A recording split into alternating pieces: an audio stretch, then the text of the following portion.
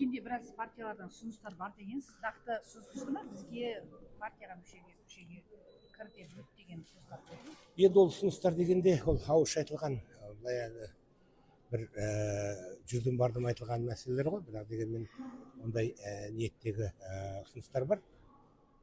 Бірақ енді оның бәрі бір салиқалы, салмақты түрде әлі бағамдап көру керек.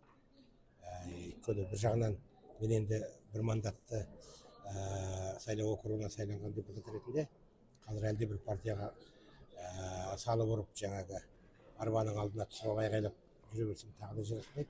Сондықтан қазір елде болатын қазір партиялар арасындағы, саяси партиялар арасындағы өзгерістерді, олардың қам қарекетін бағамдау керек деп ойлаймын. Нақты таңдау түсетін болса, қай партияға басымдық жасар едіңіз? Енді менің ойымша қазір бұл құрылтайға бір жаңа бір екі партия сайлауға түседі деп ойлаймын. Иә, ойлаймын. Өйткені бұрынғы 6 партия қайтадан мәжілістегі 6 партия қайтадан құрылтайға барса, қоғамда жалпы түсінбестік пайда болады.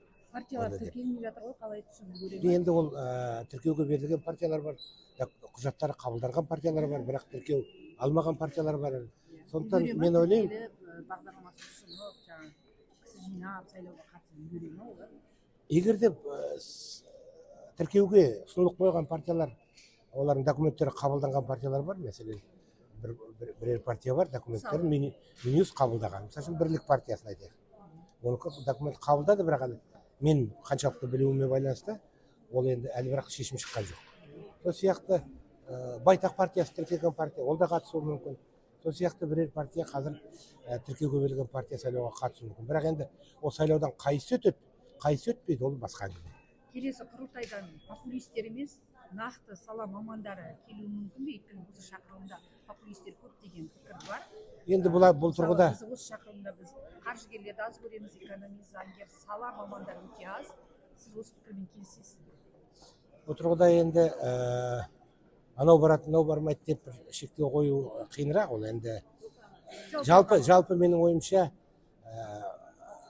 сайлауға партиялық тізім арқылы түсетін азаматтардың өзінің ішкі дүниесі, азаматтық ұстанымы, одан кейін елге, жерге, жаңа Қазақстанға өзгеріске деген құштарлығына байланысты болу керек деп ойлаймын. Ол әлгі бір депутат болу бір мақсат, мән ретінде бір лауазым, атақ ретінде бір бару, ол енді жеңілтектік болады. Сіз тағы да депутат болуыңыз керек, яғни осы 3 жылда әлі де өзіңіз көздеген мақсатқа жеткен жоқсыз. Толық мәнінде әрине жеткен жоқ. Өйткені ол мен көздегенде бір депутат бәрін өзгертіп тастау мүмкін емес. Тіпті 10 депутатты өзгертіп тастау. Өйткені елде жүйелік транзиттер жүріп жатыр әлі. Бұның бәрі бұл саяси жүйелік өзгерістер, ол мемлекеттік дәрежеде, мемлекеттік компания ретінде, мемлекет саясат ретінде жүзеге асу керек. Ол бір 2-3 депутат айғайлады екен деп онымен өзгерістер бола қоятындай біз ондай жағдайдағы ел емеспіз.